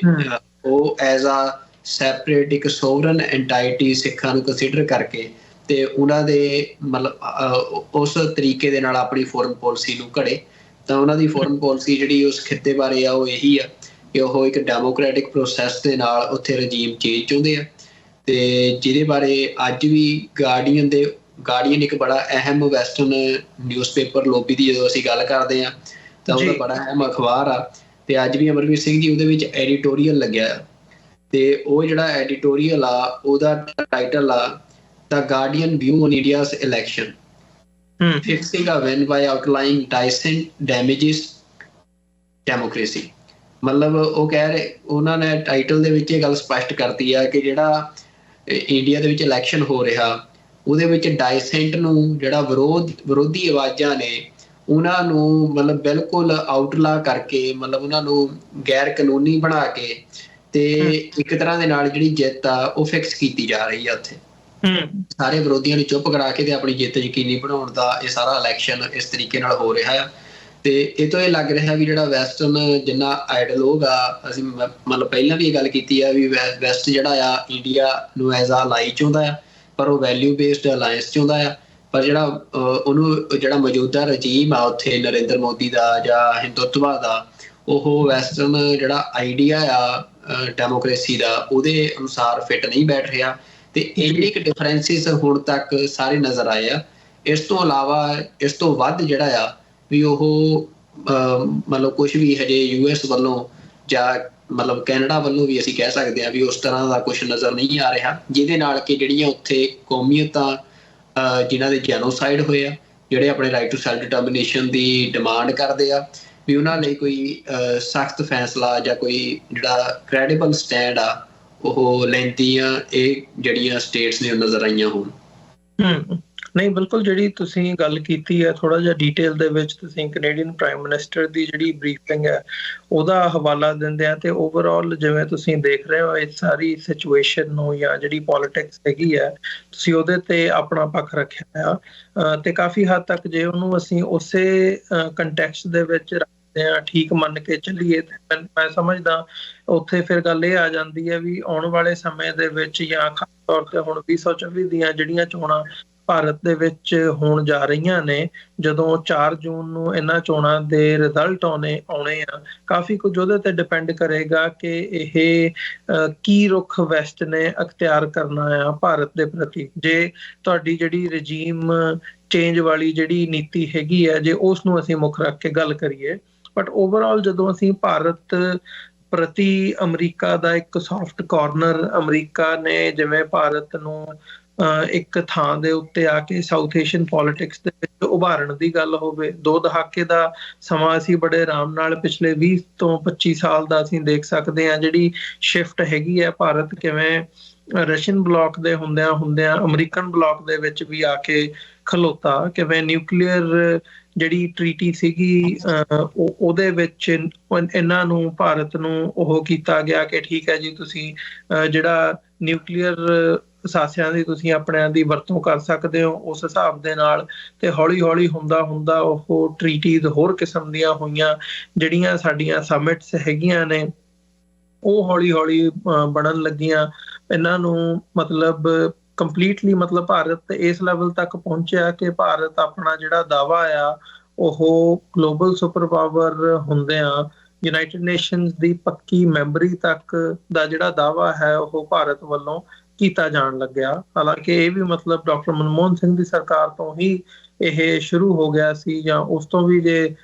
ਅਸੀਂ ਇਹਨੂੰ ਦੇਖਣਾ ਹੋਵੇ, ਪਰ ਇਹ ਜਿਹੜੀ ਟ੍ਰਾਂਸਨੈਸ਼ਨਲ ਰਿਪਰੈਸ਼ਨ ਦਾ ਸਾਰਾ ਦੌਰਾ ਚੱਲਿਆ, ਹਾਲਾਂਕਿ ਪਹਿਲਾਂ ਵੀ ਇਹ ਨਹੀਂ ਵੀ ਭਾਰਤ ਦੀ ਹਕੂਮਤ ਨੇ ਕੋਈ ਪਹਿਲੀ ਵਾਰ ਕੀਤਾ ਜਾਂ ਅਮਰੀਕਾ ਨੂੰ ਜਾਂ ਕੈਨੇਡਾ ਨੂੰ ਭਾਰਤ ਦੀਆਂ ਐਕਟੀਵਿਟੀਜ਼ ਦਾ ਜਾਂ ਜਿਸ ਕਿਸਮ ਦੀ ਉਹਨਾਂ ਦੀ ਨੀਤੀ ਰਹੀ ਹੈ ਉਹਦਾ ਨਹੀਂ ਪਤਾ ਹੈਗਾ, ਪਰ ਹੁਣ ਮਤਲਬ ਇਹਨਾਂ ਦੀ ਪਾਲਿਸੀ ਦੇ ਵਿੱਚ ਇਹ ਕਿਤੇ ਇੱਕ ਸ਼ਿਫਟ ਦੇ ਵਜੋਂ ਦੇਖਿਆ ਜਾ ਰਿਹਾ ਹੈ, ਜਾਂ ਇਹ ਦੇਖਿਆ ਜਾ ਰਿਹਾ ਹੈ ਵੀ ਭਾਰਤ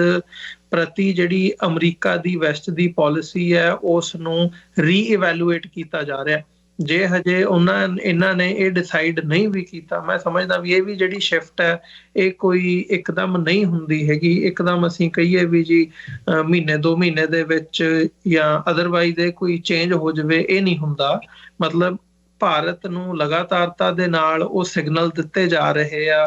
ਬਾਈਡਨ ਦੀ ਜੇ ਮੈਂ 2 ਐਗਜ਼ਾਮਪਲ ਜਿਹੜੀਆਂ ਮੈਂ ਕੋਟ ਕੀਤੀਆਂ ਨੇ, ਵੀ ਬਾਈਡਨ ਦੀ ਜਿਹੜੀ ਇੰਡੀਆ ਸੀਗੀ 26 ਜਨਵਰੀ ਭਾਰਤ ਦੇ ਰਿਪਬਲਿਕ ਡੇ ਦੇ ਮੌਕੇ ਦੇ ਉੱਤੇ, ਉਸ ਨੂੰ ਠੁਕਰਾਉਣ ਦੀ ਗੱਲ ਹੋਵੇ। ਹੁਣ ਲੇਟਲੀ ਜੇਕ ਸੁਲਿਵਨ ਦਾ ਨਾ ਜਾਣਾ ਹੋਵੇ ਨੈਸ਼ਨਲ ਸਿਕਿਉਰਿਟੀ ਐਡਵਾਈਜ਼ਰ ਦਾ, ਇਹ ਮਤਲਬ ਜਦੋਂ ਅਮਰੀਕਾ ਨੇ ਇੰਡਾਈਟਮੈਂਟ ਕੀਤੀ ਹੈ ਨਿਊਯਾਰਕ ਦੀ ਅਦਾਲਤ ਦੇ ਵਿੱਚ, ਜਿਹੜੀ ਨਿਖਿਲ ਗੁਪਤਾ ਨੂੰ ਇੰਡਾਈਟ ਕੀਤਾ ਤੇ ਸਾਰਾ ਇਹ plot Gurpatwant Singh Pannu assassination plot ਨੂੰ ਅਨਅਰਥ ਕੀਤਾ ਉਹਨਾਂ ਨੇ। ਸੋ ਇਸ ਤੋਂ ਬਾਅਦ ਇਹ ਇੱਕ ਪਹਿਲੀ ਇਸ ਲੈਵਲ ਦੀ ਮੀਟਿੰਗ ਹੋਣੀ ਸੀਗੀ ਜਦੋਂ ਨੈਸ਼ਨਲ ਸਿਕਿਉਰਿਟੀ ਐਡਵਾਈਜ਼ਰਸ ਦੋਹਾਂ ਮੁਲਕਾਂ ਦੇ, ਇਹਨਾਂ ਨੇ ਜੇਕ ਸੁਲਿਵਨ ਨੇ ਜਾ ਕੇ ਅਜੀਤ ਡੋਵਲ ਦੇ ਨਾਲ ਮੁਲਾਕਾਤ ਕਰਨੀ ਸੀ। ਸੋ ਇਹ ਕਾਫੀ ਹਾਈ ਪ੍ਰੋਫਾਈਲ ਮੀਟਿੰਗ ਸੀਗੀ ਜਿਹੜੀ ਹੋਣੀ ਸੀ, ਪਰ ਉਹ ਕਿੰਨਾ ਕਾਰਨਾਂ ਕਰਕੇ ਨਾ ਹੋ ਸਕੀ ਤੇ ਇਸ ਦੇ ਵਿੱਚੋਂ ਮੈਸੇਜ ਭਾਰਤ ਦੇ ਲਈ ਕੀ ਹੈ, ਇਹ ਇੱਕ ਵੱਡਾ ਸਵਾਲ ਹੈ। ਸੋ ਇਹ ਜਿਹੜੀ ਸ਼ਿਫਟ ਹੈਗੀ ਹੈ, ਇਹਦੇ ਮਾਇਨੇ ਕੀ ਨਿਕਲਦੇ ਆ ਜਾਂ ਇਹਨੂੰ ਕਿਸ ਤਰੀਕੇ ਦੇ ਨਾਲ ਦੇਖਿਆ ਜਾ ਸਕਦਾ ਹੈ, ਜੇ ਥੋੜਾ ਜਿਹਾ ਇੱਕ ਸਟੈਪ ਬੈਕ ਆ ਕੇ ਜੋ ਤੁਸੀਂ ਗੱਲ ਕੀਤੀ ਉਹ ਦੇਖਣਾ ਹੋਵੇ। ਬਿਲਕੁਲ ਅਮਰਵੀਰ ਸਿੰਘ ਜੀ, ਦੇਖੋ ਇਹ ਜੋ ਯੂਐਸ ਨੇ ਮੈਸੇजेस ਕਨਵੇ ਕੀਤੇ ਆ, ਮਤਲਬ ਉਹ ਮੈਂ ਤੁਹਾਨੂੰ ਉਹੀ ਗੱਲ ਕਹੀ ਹੈ ਕਿ ਯੂਐਸ ਜਿਹੜਾ ਆ, ਸਾਨੂੰ ਇਹ ਗੱਲ ਸਮਝਣੀ ਪੈਣੀ ਹੈ ਕਿ ਯੂਐਸ ਜਿਹੜਾ ਆ ਉਹ ਮਤਲਬ ਕਿਹੜੀ ਗੱਲ ਤੋਂ ਖੁਸ਼ ਨਹੀਂ ਆ। ਉਹ ਇਸ ਟਾਈਮ ਜਿਹੜਾ ਉੱਥੇ ਰਜੀਮ ਚੱਲ ਰਿਹਾ ਆ, ਜਿਹੜਾ ਰੂਲ ਕਰ ਰਿਹਾ ਆ, ਉਸ ਰਜੀਮ ਤੋਂ, ਉਸ ਟੀਮ ਤੋਂ ਨਹੀਂ ਖੁਸ਼ ਹੈਗਾ। ਮਤਲਬ ਹੁਣ ਤੱਕ ਦੀ ਯੂਐਸ ਦੀ ਅਪਰੋਚ ਤੋਂ ਇਹੀ ਗੱਲ ਸਾਨੂੰ ਮਤਲਬ ਸਮਝ ਲੱਗਦੀ ਹੈ। ਜੇ ਤੁਸੀਂ ਕਲੀਅਰ ਮਤਲਬ ਇਹਦਾ ਨਿਚੋੜ ਕੱਢਣਾ ਆ ਤੇ ਮਤਲਬ ਉਹ ਰਜੀਮ ਤੋਂ ਖੁਸ਼ ਨਹੀਂ ਆ, ਪਰ ਕਿਉਂਕਿ ਉਹਨੂੰ ਚਾਈਨਾ ਦੀ ਗੁਆਂਢ ਦੇ ਵਿੱਚ ਇੱਕ ਸਟਰੋਂਗ ਜਿਹੜਾ ਡਿਫੈਂਸ ਪਾਰਟਨਰ, ਇੱਕ ਸਟਰੋਂਗ ਮਾਰਕੀਟ ਮਤਲਬ ਉਹ ਚਾਹੀਦੀ ਆ। ਤੇ ਮਤਲਬ ਤੀਜਾ ਜਿਹੜੀ ਉਹਦਾ ਇੰਟਰਸਟ ਪੂਰਾ ਕਰਦੀ ਆ ਵੀ ਜਿਹੜੀ ਚਾਈਨਾ ਦੇ ਨਾਲ ਉਹਦੀ ਜਿਹੜੀ ਲੜਾਈ ਆ ਉਹ ਪੋਲੀਟੀਕਲ ਆਈਡੀਆ ਦੀ ਲੜਾਈ ਆ, ਜਿੱਥੇ ਚਾਈਨਾ ਤੇ ਰਸ਼ੀਆ ਆਟੋਕ੍ਰੇਸੀ ਨੂੰ ਪ੍ਰਮੋਟ ਕਰ ਰਹੇ ਆ ਆਲ ਓਵਰ ਦੀ ਗਲੋਬ, ਵਨ ਪਾਰਟੀ ਸਿਸਟਮ ਨੂੰ ਪ੍ਰਮੋਟ ਕਰ ਰਹੇ ਆ। ਉੱਥੇ ਵੈਸਟ ਜਿਹੜਾ ਆ ਉਹਦੀ ਜਿੰਨਾ ਸਾਰਾ ਉਹਦਾ ਵਰਲਡ ਆਰਡਰ ਆ ਉਹ ਡੈਮੋਕ੍ਰੇਸੀ ਤੇ ਖੜਾ ਆ, ਤੇ ਉਹਦੇ ਵਿੱਚ ਚਾਈਨਾ ਦੀ ਗੁਆਂਢ ਦੇ ਵਿੱਚ ਇੰਡੀਆ ਉਹਦੇ ਲਈ ਮਤਲਬ ਇੱਕ ਅਹਿਮ ਪਾਰਟਨਰ ਆ ਉਸ ਪੱਖ ਤੋਂ ਵੀ। ਪਰ ਮਤਲਬ ਇਸੇ ਕਰਕੇ ਅਮਰਵੀਰ ਸਿੰਘ ਜੀ ਅਸੀਂ ਦੇਖਦੇ ਹਾਂ ਵੀ ਜਿਹੜੀਆਂ ਇੰਡੀਆ ਦੇ ਵਿੱਚ ਜੇ ਤੁਸੀਂ ਜੈਨੋਸਾਈਡਸ ਦੀ ਗੱਲ ਕਰਨੀ ਆ, ਜਾਂ ਫਿਰ ਅਸੀਂ ਕਹੀਏ ਵੀ ਜਿਹੜੀ ਸਿੱਖ ਮੂਵਮੈਂਟ ਆ, ਸਿੱਖ ਮੂਵਮੈਂਟ ਦੇ ਉੱਤੇ ਜਿੰਨਾ ਅਸੌਲਟ ਇੰਡੀਆ ਦੇ ਵਿੱਚ ਹੋਇਆ, ਜਿੰਨਾ ਹਿਊਮਨ ਰਾਈਟਸ ਵਾਇਲੇਸ਼ਨਸ ਇੰਡੀਆ ਦੇ ਵਿੱਚ ਹੋਈਆਂ, ਮਤਲਬ ਉਹ ਸਾਰਾ ਕੁਛ ਕੀ ਯੂਐਸ ਨੂੰ ਨਹੀਂ ਪਤਾ? ਮਤਲਬ ਯੂਐਸ ਨੂੰ ਤੁਹਾਨੂੰ ਦੱਸਣ ਦੀ ਲੋੜ ਨਹੀਂ ਜਾਂ ਸਾਨੂੰ ਦੱਸਣ ਦੀ ਲੋੜ ਨਹੀਂ ਕਿ ਉੱਥੇ ਕੀ ਹੋ ਰਿਹਾ, ਬਲਕਿ ਯੂਐਸ ਦੀਆਂ ਏਜੰਸੀਆਂ ਇੰਨੀਆਂ ਕੁ ਸਟਰੋਂਗ ਆ ਕਿ ਸਾਨੂੰ ਮਤਲਬ ਪੰਜਾਬ 'ਚ ਬੈਠਿਆਂ ਨੂੰ ਸ਼ਾਇਦ ਕਈ ਗੱਲਾਂ ਦਾ ਨਾ ਪਤਾ ਹੋਵੇ ਜਿਹੜਾ ਯੂਐਸ ਨੂੰ ਪਤਾ ਆ ਵੀ ਉੱਥੇ ਕੀ ਚੱਲ ਰਿਹਾ, ਪੋਲੀਟੀਕਲ ਸਰਕਲਸ 'ਚ ਕੀ ਚੱਲ ਰਿਹਾ, ਰੈਡੀਕਲ ਸਰਕਲਸ 'ਚ ਕੀ ਚੱਲ ਰਿਹਾ। ਮਤਲਬ ਉਹਨਾਂ ਦੀ ਅੱਖ ਹਰ ਥਾਂ ਤੇ ਆ। ਤੇ ਮਤਲਬ ਪਰ ਮਸਲਾ ਕੀ ਹੁੰਦਾ ਵੀ ਯੂਐਸ ਦਾ ਜਿਹੜਾ ਇੰਟਰਸਟ ਆ, ਮਤਲਬ ਕਿਸੇ ਵੀ ਕੰਟਰੀ ਦੇ ਲਈ ਜਦੋਂ ਉਹਨੇ ਕਿਸੇ ਬਾਰੇ ਆਪਣੀ ਫੋਰਨ ਪਾਲਿਸੀ ਬਣਾਉਣੀ ਹੈ ਤਾਂ ਸਭ ਤੋਂ ਪਹਿਲਾਂ ਉਹਦੇ ਆਪਣੇ ਇੰਟਰਸਟ ਆ। ਤਾਂ ਯੂਐਸ ਦੇ ਸਭ ਤੋਂ ਜਿਹੜੇ ਅਹਿਮ ਇੰਟਰਸਟ ਆ ਉਹ ਚਾਈਨਾ ਦੇ ਨਾਲ ਜੋੜ ਕੇ ਜਦੋਂ ਭਾਰਤ ਨੂੰ ਦੇਖਦਾ ਆ ਉਸ ਖਿੱਤੇ ਦੇ ਵਿੱਚ, ਤਾਂ ਉਹਦੇ ਲਈ ਇਸ ਟਾਈਮ ਆਪਣੀ ਸਾਰੇ ਕੈਲਕੂਲੇਸ਼ਨਸ ਦੇ ਵਿੱਚ ਮੋਦੀ ਦੀ ਰਜੀਮ ਫਿੱਟ ਨਹੀਂ ਬੈਠ ਰਹੀ ਹੈ, ਜਿਹਦੇ ਕਰਕੇ ਉਹਨਾਂ ਨੇ ਮਤਲਬ ਇੱਕ ਸਖਤ ਰੁਖ ਅਪਣਾਇਆ ਮੋਦੀ ਦੀ। ਮਤਲਬ ਡਾਇਰੈਕਟ ਜਿਹੜਾ ਉਹਨਾਂ ਨੇ ਅਸੀਂ ਕਹਿ ਸਕਦੇ ਹਾਂ ਵੀ ਕ੍ਰਿਟਿਸਿਜ਼ਮ ਕੀਤਾ ਆ ਅਫੀਸ਼ੀਅਲ ਲੈਵਲ ਤੇ ਮੋਦੀ ਦੀ ਰਜੀਮ ਦਾ ਕਿੰਨੀ ਵਾਰ, ਭਾਵੇਂ ਰਿਲੀਜੀਅਸ ਫਰੀਡਮ ਤੋਂ ਲੈ ਕੇ, ਤੇ ਉਹ ਹੁਣ ਅਸੀਂ ਦੇਖ ਰਹੇ ਹਾਂ ਵੀ ਜਿਹੜਾ ਤੁਸੀਂ ਜੇਕ ਸੁਲਿਵਨ ਦੀ ਮੀਟਿੰਗ ਦੀ ਵੀ ਗੱਲ ਕਰ ਰਹੇ ਹੋ ਜੀ। ਤੇ ਉਸ ਤੋਂ ਇਲਾਵਾ ਜਦੋਂ ਨਰਿੰਦਰ ਮੋਦੀ, ਤੁਹਾਨੂੰ ਯਾਦ ਹੋਣਾ ਕਿ ਇੱਕ ਵਾਰ ਟਰੰਪ ਦੇ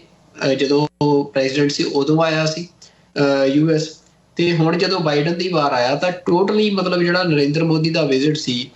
ਮਤਲਬ ਇਸ ਵਾਰ ਦੇ ਵਿਜ਼ਿਟ ਦੇ ਪੈਰਲਲ ਮਤਲਬ ਇੱਕ ਫੋਰਮਰ ਪ੍ਰੈਜ਼ੀਡੈਂਟ ਦੀ ਜਿਹੜੀ ਇੰਟਰਵਿਊ ਆ, ਵੀ ਜਿਸ ਤਰੀਕੇ ਦੇ ਨਾਲ ਉਹ ਇੰਟਰਵਿਊ ਦੇ ਵਿੱਚ ਉਹਨਾਂ ਨੇ ਗੱਲ ਕੋਟ ਕੀਤੀ ਆ ਤੇ ਜਿਹੜੀ ਉਭਾਰੀ ਗਈ ਸਭ ਤੋਂ ਵੱਧ ਕਿ ਇੰਡੀਆ ਜਿਹੜਾ ਆ ਉਹਦੀ ਅਹਿਮੀਅਤ ਉਹ ਯੂਐਸ ਦਾ ਲਾਈ ਉਦੋਂ ਤੱਕ ਆ ਜਦੋਂ ਤੱਕ ਉੱਥੇ ਰਿਲੀਜੀਅਸ ਫਰੀਡਮ,